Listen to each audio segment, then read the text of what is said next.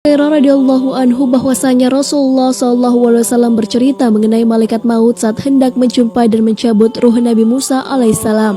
Dalam kisah ini malaikat maut ditampar oleh Nabi Musa alaihissalam sehingga menyebabkan buta di kedua matanya. Seperti apakah kisahnya? Simak ulasannya di channel Islam Populer. Tapi sebelum lanjut, jangan lupa klik subscribe, like, dan lonceng notifikasi kalian untuk mendukung channel ini agar terus menyiarkan syiar Islam.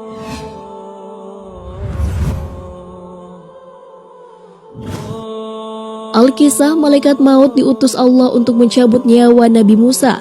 Sebagai penghormatan kepada sang Nabi, malaikat maut pun mengubah wujudnya menjadi manusia. Namun ia justru mendapat pukulan dari sang Nabi. Bahkan pukulan itu membuat mata malaikat maut terlepas dari kelopaknya.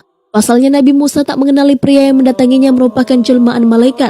Beliau alaihissalam pun segera memukul pria tersebut ketika mendapatinya hendak mencabut nyawa. Sang Kalimullah tak tahu menahu bahwa ajalnya telah tiba dan malaikat mautlah yang mendatanginya.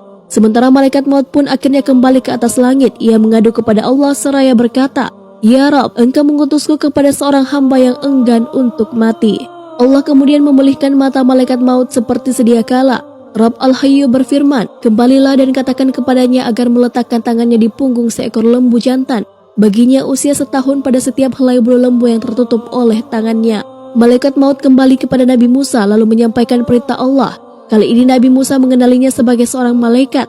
Beliau pun hendak melaksanakan perintah tersebut. Nabi Musa lalu bertanya kepada Allah, "Baik wahai Rabbku, selanjutnya apa yang akan terjadi?"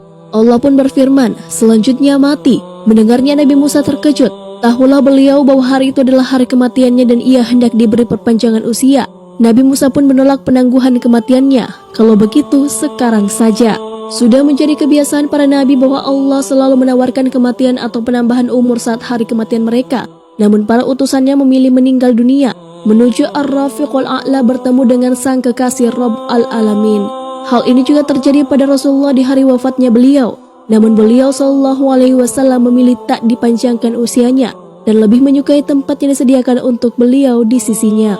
Begitupun Nabi Musa, beliau lebih memilih wafat daripada usia yang ditambah. Meskipun ia ditawari tambahan usia yang sangat panjang, bahkan puluhan tahun lamanya, beliau tetap memilih menuju ke sisinya dan meninggalkan dunia yang fana. Nabi Musa pun bersiap menghadapi sakratul maut. Namun sebelum malaikat maut mencabut nyawa Nabi Musa, sang Nabi memohon satu permintaan kepada Allah. Beliau ingin didekatkan dengan tanah suci yakni Baitul Maqdis di tanah Syam atau yang sekarang di tanah Al-Quds, Palestina.